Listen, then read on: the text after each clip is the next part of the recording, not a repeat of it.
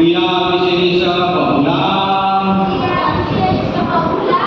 भोगेश्वर्य कपि प्रति भोगेश्वर्य कपि प्रति।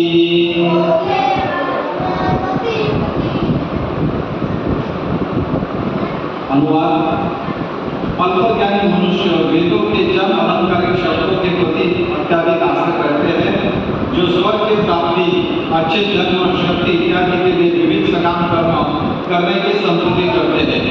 इंद्रिय तृप्ति तथा ऐश्वर्य जीवन की अभिलाषा के कारण वे कहते हैं कि इससे बढ़कर और कुछ नहीं है। तात्पर्य भक्तिदान श्री प्रभुपाद के द्वारा साधारणतः सब लोग अत्यंत बुद्धिमान नहीं होते और वे अज्ञान के कारण वेदों के कर्मकांड भाग में बताए गए सकाम कर्मों के प्रति अत्याधिक आसक्त रहते हैं। वे स्वयं में जीवन का आनंद उठाने के लिए इंद्रिय तृप्ति करने वाले प्रस्ताव से अधिक और कुछ नहीं चाहते। देखिए यहाँ पे इस श्लोक में क्या बताया गया है, यमाम पुष्पितम वाचम प्रवदन्ति विकृष्यतः वेदवाक्यर्थपातः न अन्यस्त इति वादिनः। मतलब हम भौतिक जगत में जो लोग हैं, भाई आप क्या कर रहे हो, भाई मैं पढ़ाई कर रहा हूँ। भाई पढ़ाई करके क्या करोगे, भाई पढ़ाई करके मैं और आगे बढ़ूंगा। ठीक है, जैसे कि हम वर्षा को पूछते हैं, वर्षा आप अभी क्या करते हो, पढ़ाई करते हैं। पढ़ाई करने के बाद आप और आगे क्या करोगे, और आगे पढ़ोगे। ठीक है, आगे पढ़ाई करने के बाद और क्या करोगे आप, और आगे पढ़ोगे। और आगे पढ़ाई के बाद आप क्या करोगे, फिर आगे।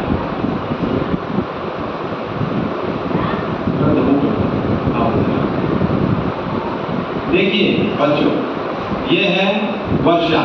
ठीक है, ये इसको हम पूछते हैं कि भाई आप अभी क्या करते हो, तो उत्तर दीजिए बेटा, क्या करते हो, पढ़ाई करते हो। कौन से स्टैंडर्ड में हो, 6th स्टैंडर्ड में ये पढ़ाई कर रही है। ठीक है, इसके बाद आप क्या करोगे अगले साल, क्यों, 7th स्टैंडर्ड का पढ़ेगी, इसके बाद 8, इसके बाद 9, इसके बाद 10।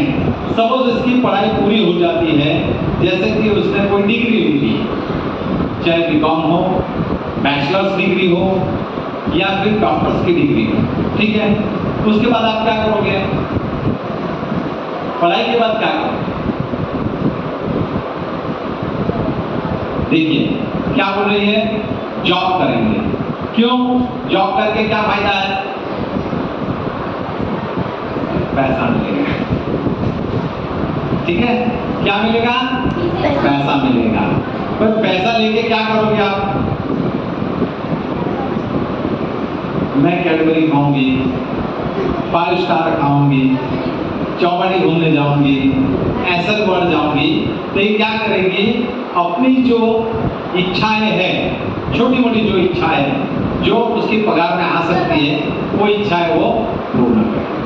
ठीक है, तो आपका बैठिए, तो इनका पढ़ाई करने के बाद क्या मन है कि भाई मैं जॉब करूंगी। जॉब करके क्या करेंगे, पैसा कमाऊंगी।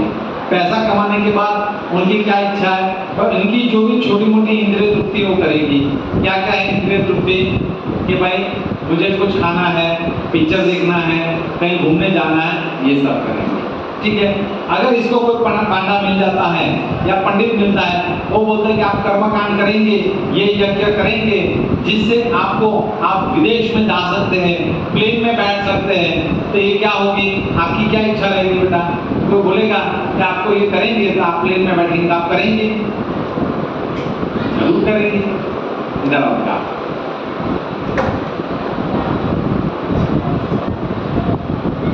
आपको अगर पूछा जाता है कि भाई आपको अच्छी पढ़ाई हो गई, पढ़ाई होने के बाद आपको पैसा मिलता है, और अगर आपको बताते हैं भाई ये शास्त्र आप पढ़ोगे जिससे आपको प्लेन में अमेरिका जाने का चांस मिलेगा, तो आप वो करोगे या नहीं करेंगे, क्यों करेंगे, पैसा कमाना। देखिए ये छोटा बच्चा है, फिर भी इसकी उत्कंठा क्या है, पैसा कमाना। पैसा कमा के क्या करेगा, पैसा कमा के क्या करेगा,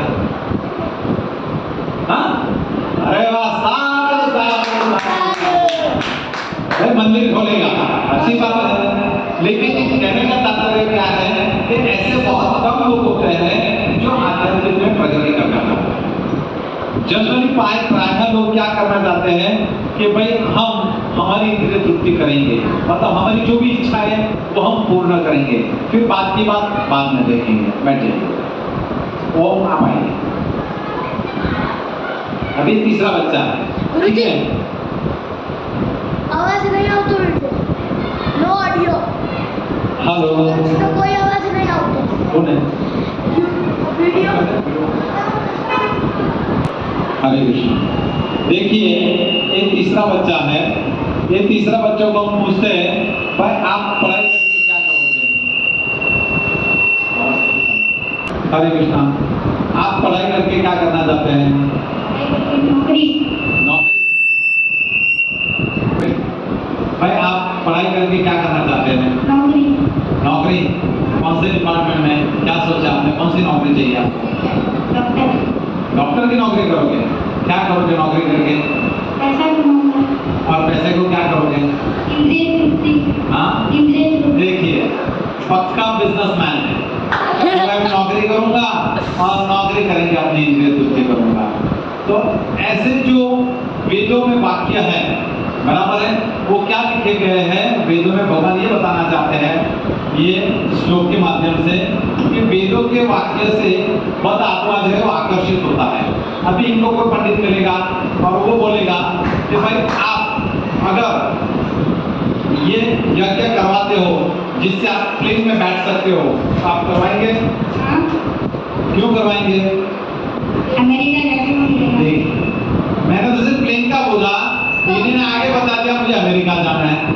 मतलब देखिए कि भौतिक जगत में लोगों की इंद्रिय तृप्ति के प्रति आकृष्टता कितनी है, आकृष्टता कितनी है ये हमें शोध करता है।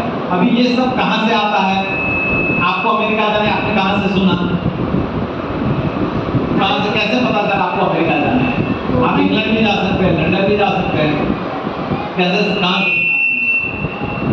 उन्होंने बोला था, जिन्होंने यज्ञ करने को लिए बोला था। हाँ देखिए, ठीक है, इन्होंने वास्तव में देखा ही नहीं है अमेरिका, फिर भी इनकी इच्छा है अमेरिका जाना। ओके ठीक है। तो कहने का तात्पर्य क्या है कि व्यक्ति जो है वो इंद्रिय तृप्ति के लिए इतना आकृष्ट है जो वेदों के वाक्य को सराहना करके आत्मसात करना चाहता है। लेकिन ये जो जितने भी लोग आए जिन्होंने ये बताया कि हम इंद्रिय तृप्ति करना चाहते हैं, जॉब करना चाहते हैं, बिजनेस करना चाहते हैं, बड़ी पोस्ट पे जाना चाहते हैं, इनका उद्देश्य लास्ट में एक ही है, क्या है कि भाई मुझे अपना शरीर के लिए तुष्ट करना है।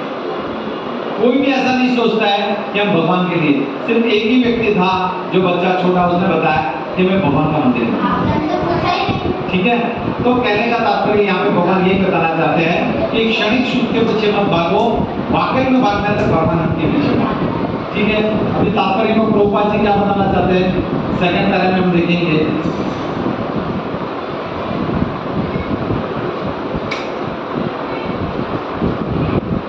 जहाँ मंदिर तथा कनियों उपलब्ध है और भौतिक ऐश्वर्य सर्वसामान्य है, वेदों में स्वर्ग लोक पहुंचने के लिए अनेक यज्ञों की संपत्ति की है, जिसमें ज्योतिषमय यज्ञ प्रमुख है। वास्तव में वेदों का कहा गया है कि जो स्वर्ग का जानना चाहता है, स्वर्ग में जाना चाहता है, उसे ये यज्ञ संपन्न करना चाहिए। और अल्पज्ञानी पुरुष सोचते हैं कि वैदिक ज्ञान का सार अभिप्राय इतना ही है। देखिए, इनको पंडित ने बोला कि भाई आप अगर ये यज्ञ करेंगे तो आप अमेरिका जाएंगे। ये आकृष्ट हो गए। क्यों आकृष्ट हो गए? क्योंकि हमारी जो चेतना है वो इतनी दिव्य नहीं है, हमारे भगवान के प्रति हमारे आकृष्टि नहीं आती है। हमें भौतिक जगत के प्रति, हमारे इंद्रिय तृप्ति के प्रति, हमारे शरीर के प्रति और हमारे प्रति हमारे आकृष्टता है। क्यों है? क्योंकि हम आत्मज्ञान के बारे में अपरिचित हैं, अज्ञान में है। क्यों अज्ञान में है? क्योंकि आज तक ऐसा कोई भी यूनिवर्सिटी नहीं बना है जिसमें आत्मा का ज्ञान दिया है। जितनी भी यूनिवर्सिटी बनी है जितनी भी स्कूल्स बनी हैं, जितने भी कॉलेज बने हैं, उनका उद्देश्य सिर्फ एक ही है, शरीर। वो लोग शरीर लेवल पे ही सोचते हैं, उसके ऊपर नहीं सोचते हैं। वो बोलेंगे आप खाओ पियो जाओ, बस शरीर खत्म सब कुछ खत्म। लेकिन हमारी भगवत गीता हमें बताती है कि व्यक्ति अगर भगवत गीता समझ लेता है, वो जीवन में सब कुछ समझ सकता है। भगवान ने 10वें अध्याय के 10वें श्लोक में कहा है, तेषानाम सततयुक्तानाम भस्ताम प्रीतिपूर्वकम ददामि बुद्धि योगम तम। भगवान बुद्धि भी प्रदान करते हैं। किसको प्रदान करते हैं? तेषानाम सततयुक्तानाम, जो सतत भगवान का नाम श्रवण करता है, जो भगवान की पूजा करता है, जो भगवान को आत्मसात करना चाहते हैं, उनके उद्देश्यों को आत्मसात करना चाहते हैं, उसको भगवान बुद्धि भी प्रदान करते हैं। तो उसका उदाहरण कौन है? प्रहलाद महाराज। और उसका उदाहरण कौन है? ध्रुव महाराज। ऐसे कई लोग हैं जिन्होंने भगवान ने उनको बुद्धि प्रदान की। और सबसे बड़ा उदाहरण कौन है? नारद। ठीक है, तो भगवान बुद्धि भी प्रदान करते हैं, लेकिन किसको प्रदान करते हैं? कि जो भगवान के प्रति थोड़ा बहुत भी आक्रोश हो। हमने आगे के श्लोक में देखा था, उसमें भगवान ने बताया था, नेहाभिक्रमणो शशि प्रत्यवायु विद्यते स्वल्पश धर्मश प्रायतमा भयात्। कि अगर कोई व्यक्ति अपने जीवन में थोड़ा भी अगर भक्ति कर लेता है, तो उसको उसका शाश्वत फल मिलता है। ठीक है, फिर आगे हम तात्पर्य पढ़ेंगे तो पति क्या बताता है। वैदिक ज्ञान का सारा अभिप्राय इतना ही है। ऐसे लोगों के लिए कृष्ण भावनामृत में धर्म कर्म के स्थित हो पाना अत्यंत कठिन है। जिस प्रकार मूर्ख लोग विषय वृक्षों के फूलों के प्रति बिना चाह जाने किस आकर्षण का क्या फल होगा आशा करते हैं, उसी प्रकार अज्ञानी व्यक्ति स्वर्गीय ऐश्वर्य तथा पंचमित इंद्रिय भोग के प्रति आकृष्ट रहते हैं। अगर कोई व्यक्ति को बताया जाए कि आप पढ़ाई लिखाई करोगे ये स्कूल में या कॉलेज में, तो आप डॉक्टर निश्चित बनोगे, इंजीनियर निश्चित बनोगे, या आप कलेक्टर बनोगे, या डेप्यूटी मैनेजर बनोगे, या मैनेजर बनोगे, तो हर कोई व्यक्ति उस स्कूल के प्रति आकृष्ट रहेगा। आकृष्ट रहना मतलब क्या है? कि हमारी उसके प्रति चेतना दृढ़ हो, हमारी इच्छा होना। हमारा क्या इच्छा रहती है कि हम वहीं पे जाएंगे। जैसे कि अभी कोई बताया जाता है कि भाई बाजू के घर में कैडबरी मिल रही है, तो सब उठ के वहीं चले जाएंगे। क्यों? क्योंकि हमारी उत्कृष्टता है तो कैडबरी खानी।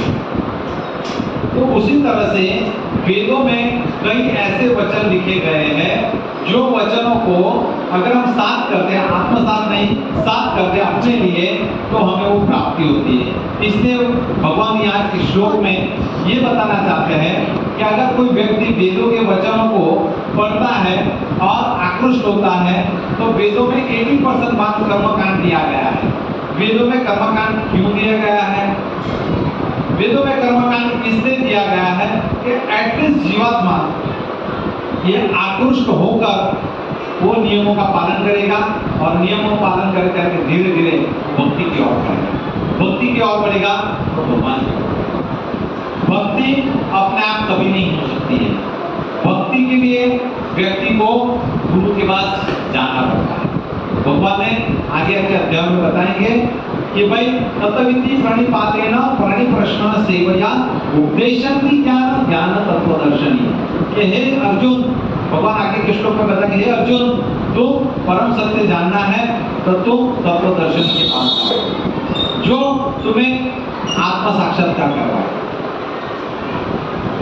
तो आत्मा साक्षात्कार कैसे होगा? निष्काम कर्म से होगा। निष्काम कर्म मतलब क्या है? कि भाई जो भी हम कर्म करते हैं, मंदिर में जो सेवा करते हैं, तो हमारी कोई भी भौतिक कामना या हमारी भौतिक इच्छा नहीं रहती है, उसके कहते हैं निष्काम। हमारी कोई भी इंद्रिय दुखी नहीं रहती है। जिस तरह से माला जपना, स्वेच्छा से माला जपना, वो एक निष्काम कर्म है। ठीक है, या फिर मंदिर के लिए फूल लेके आना, निष्काम कर्म। कोई हमारी अतिरिक्त इच्छा नहीं है, हमारी खुद की कोई भी ममत्व की भावना नहीं। ममत्व की भावना होता मैं लाया, मैंने सजाया भगवान को, ये भावना नहीं है, और व्यक्ति वो कर्म करता है, उसको कहते हैं निष्काम। दूसरा जो है आध्यात्मिक कर्म, जो भगवान के लिए करना है। जैसे व्यक्ति दीक्षा लेता है, दीक्षा लेने के बाद 4 नियमों का पालन करना, 16 माला करना, और प्रभुपाद ने जो नियम करता है वो व्यक्ति जो है वो आत्मा साक्षात्कार की ओर और भगवत प्रेम की ओर आगे बढ़ता है। आगे हम बढ़ेंगे। वेदों का कर्मकांड भाग में कहा गया है कि अप्राम सोमामृतम अमुक तथा अक्षशम की चतुर्मास्यम सकृतम भवति। दूसरे शब्द में जो लोग चतुर्मास तप करते हैं वे अमर तथा सदा सुखी रहने के लिए सोम रस पीने के अधिकारी हो जाते हैं। देखिए वेदों में क्या लिखा गया है, अगर किसी को अमर, कौन अमर होना चाहता है? देखिए कितने लोग अमर होना चाहते हैं? तो कहने का तात्पर्य है अमर मतलब क्या? ठीक है, जी के क्या करोगे? ये है भौतिक जगत का सिंपल एग्जाम्पल कि भाई हम क्या करेंगे? इंद्रिय तृप्ति। क्यों? अज्ञान में बद्ध आत्मा है, उनको पता नहीं है कि भाई जीना किस लिए है। हम महाभारत में चलते हैं, महाभारत में हम देखते हैं कि भीष्म पिताजी कितना आयुष्य था उनका, 500 साल से ऊपर का आयुष्य। जब महाभारत का युद्ध हुआ तो भगवान का आयु, ऐसे तो भगवान का आयु होता नहीं है, गिनती भी नहीं कर सकते, लेकिन ऐसा बताया जाता है कि 125 साल। कभी भी आप भगवान का ऐसा बूढ़ा फोटो नहीं देखोगे, 9 यौवन सदा दिखेंगे। क्यों? भगवान ने तीनों गुणों से परे, सत्वगुण, रजोगुण, तमोगुण। हम तीनों गुणों के अधीन हैं। हम जो है तीनों गुण के अधीन हैं। हमें अगर कोई थप्पड़ मारेगा तो हमें तुरंत गुस्सा आ जाएगा। हमें अगर प्रसाद कम मिला तो हम यहाँ से उठ के चले जाएंगे, सेवा नहीं करेंगे। क्यों ऐसा होता है? और गुरु जी अगर कुछ कड़वा वचन बोलते तो ताना बंद कर देते। क्यों ऐसा होता है? इसलिए होता है कि हम 3 गुणों के अंतर्गत। इसलिए भगवान क्या बताना चाहते हैं कि आप जो है नम्र बनो। समाज हमें स्कूल में प्रशिक्षण देना चाहता है। क्यों देना चाहता है? एटलीस्ट इंसान तो बने, इंसान बन के नम्र हो, इसलिए हमें प्रशिक्षण के लिए स्कूल में भेजा जाता है। लेकिन स्कूल में जाते ही हमारे माइंड में ऐसा भूसा डाल दिया जाता है कि भाई आप नौकरी करोगे, बिजनेस करोगे और पैसा और इंग्लिश। कोई भी स्कूल कॉलेज में, प्रभुपाद जी ने कहा है, कोई भी स्कूल कॉलेज में आत्मज्ञान के बारे में नहीं बताया जाता, कहीं नहीं।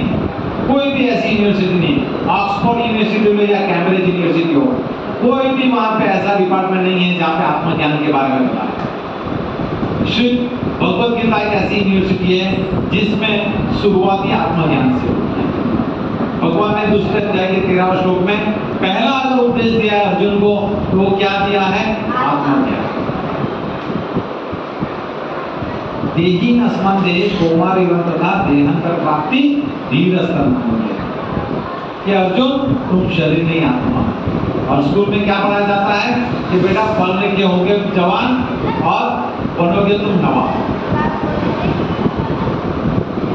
तो कहने का तात्पर्य क्या है कि हमारी जो संस्कृति है वो इतनी विकसित हो गई है कि हमें इतना स्कूलों में, कॉलेज में ऐसा दिया जाता है कि भाई आपको सिर्फ पैसा कमाना है और इंद्रिय तृप्ति करनी है। और उस इर्द-गिर्द चक्कर में हम अपना जीवन व्यर्थ करते हैं। और वो व्यर्थ से क्या होगा? अंतकाले जब हमें स्मरण मुक्ता केवलम, हमें भगवान का अंतकाल में स्मरण नहीं होता है और वापस हमें 84 लाख योनि के डब्बों में डालना। ये कितनी घृणास्पद बात है। हम अगर पढ़ाई करते हैं तो उसका भी हमारा स्वार्थ है। मैं नौकरी करूंगी, मैं डॉक्टर बनूंगी, मैं इंजीनियर बनूंगी। कोई भी ऐसा नहीं बोलना चाहता है कि मैं भगवत कार्य करूं। तो कहने का तात्पर्य क्या है? बहुत कम लोग हैं ऐसे जो भगवत कार्य के लिए उत्कृष्ट है।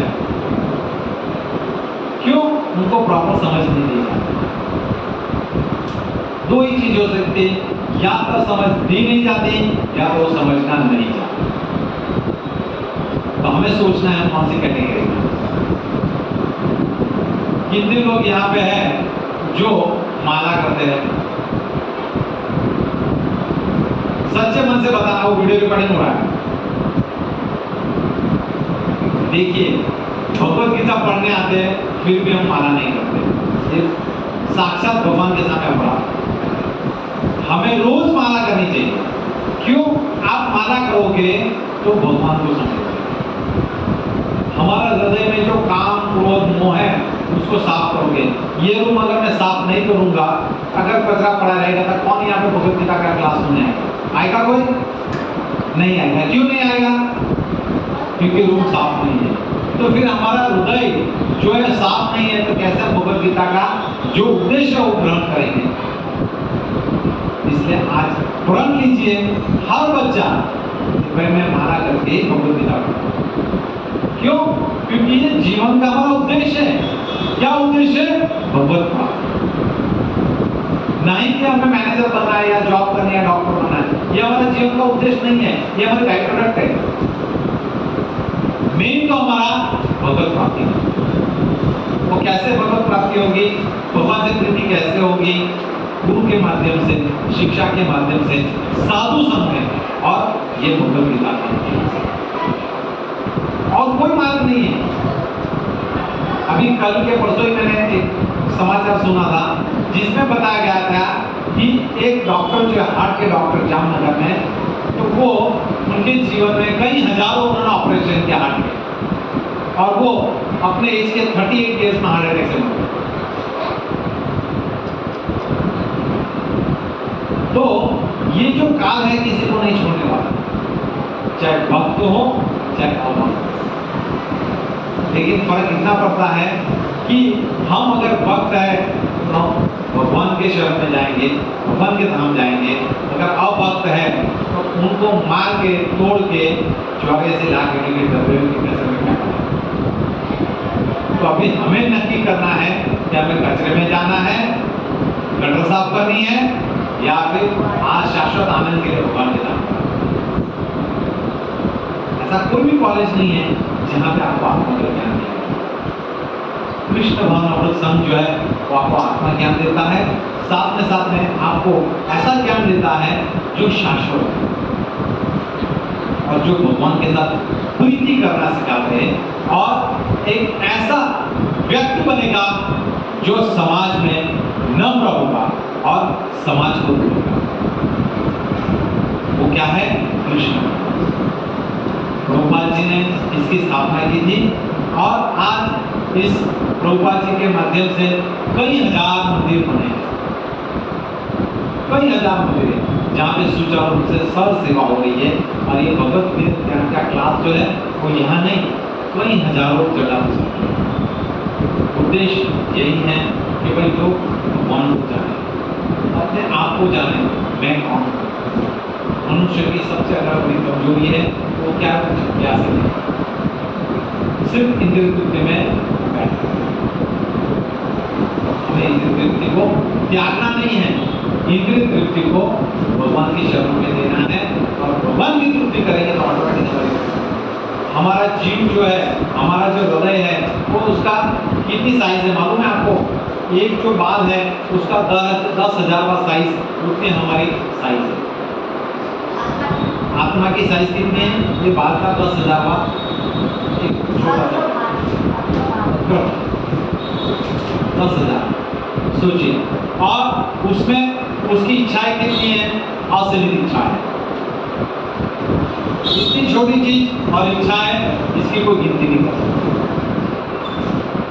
और यही वस्तु, यही आत्मा अगर हरे कृष्णा कृष्णा कृष्णा हरे हरे, हरे राम राम राम हरे हरे, अगर वो भगवान का नाम ले लेता है तो यही आत्मा भगवान के चरणों में भगवत धाम चली जाएगी, जहाँ पे जन्म मृत्यु चढ़ा जाएगी। लोग भौतिक जगत में स्वर्ग जाने की बहुत इच्छा करते हैं, अमेरिका जाने की बहुत इच्छा करते हैं, उसके लिए कार्य भी करते हैं, मेहनत भी करते हैं, लेकिन वो सुख क्या है? क्षणिक सुख है। आध्यात्म का सुख के सामने भौतिक जगत का जो सुख है वो क्षणिक सुख है। तो हमें ये समझना,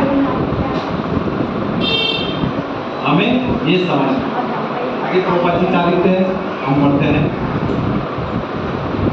यहाँ तक कि इस पृथ्वी में कुछ लोग सोम रस के लिए अत्यंत इच्छुक रहते हैं और जिसमें बलवान बने और इंद्रिय तृप्ति का सुख पाने में समर्थ हो। ऐसे लोगों का भवबंधन से मुक्ति में कोई श्रद्धा नहीं होती और वैदिक यज्ञों की तड़क भड़क में विशेष आसक्त रहते हैं। देखिए, अगर कोई व्यक्ति को बताया जाए कि अगर आप ये स्कूल में पढ़ेंगे तो निश्चित रूप से आप डॉक्टर इंजीनियर्स बनेंगे, तो लोग क्या होंगे उस स्कूल के प्रति आकृष्ट होंगे। क्यों आकृष्ट होंगे? इधर आओ। अगर आपको कोई स्कूल में एडमिशन दिया जाता है और बोला जाता है कि इस स्कूल में आप पढ़ोगे तो आप डॉक्टर इंजीनियर्स या बड़े बड़े ओहदे पे जाएंगे गवर्नमेंट जॉब के, तो आप उसको पसंद करोगे? पसंद करोगे उसको? हाँ। क्यों पसंद करोगे?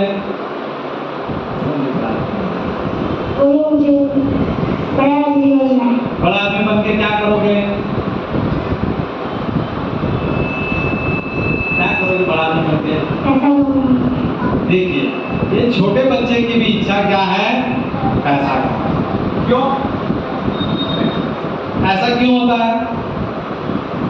किसी को पता है ऐसा क्यों होता है? ये इसलिए होता है कि हमें छोटेपन से स्कूल में ऐसा प्रशिक्षण दिया जाता है कि आपको पैसा कमाना है। छोटेपन से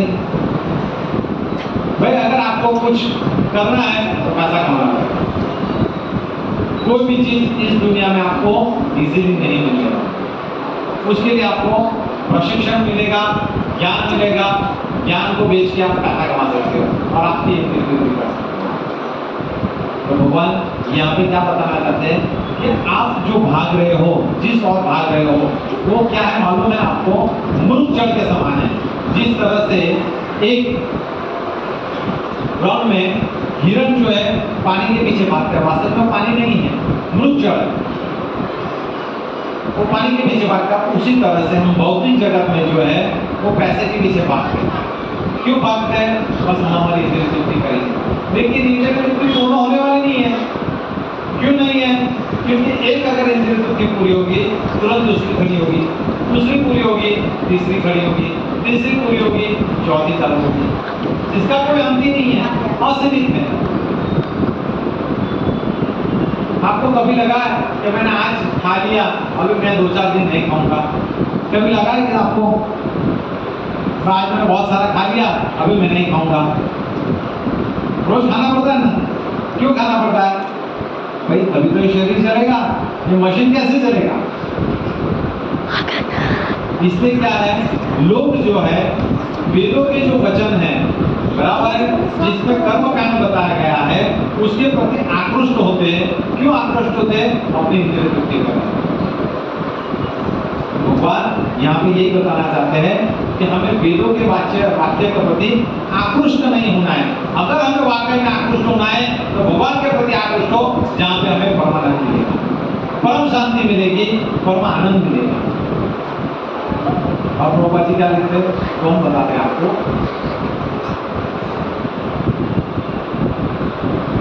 कहा जाता है कि स्वर्ग में नंद कानन नामक अनेक उद्यान हैं, जिसमें देवी सुंदरी स्त्रियां का संग तथा प्रचुर मात्रा में सोम रस उपलब्ध रहता है।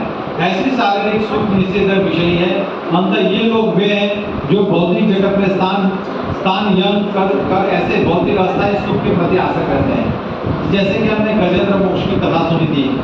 गजेंद्र मोक्ष की कथा क्या थी? वो स्वर्ग में एक हाथी था और उसका बड़ा परिवार था, कई उसकी पत्नियां थी, बच्चे थे, ठीक है।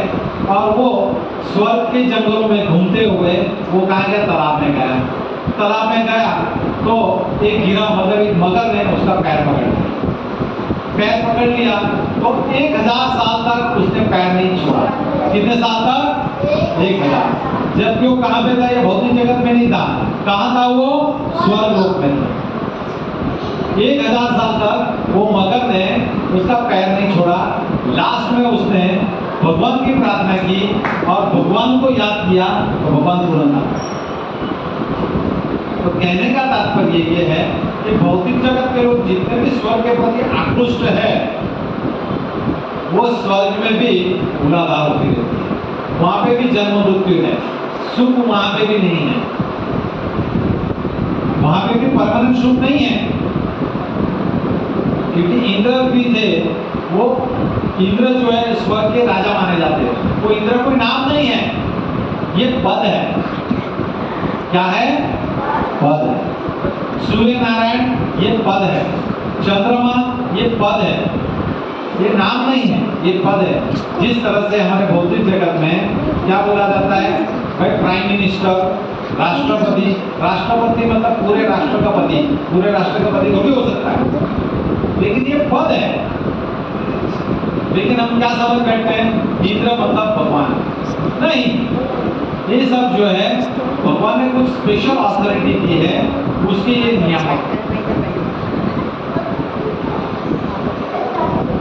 क्या प्रधान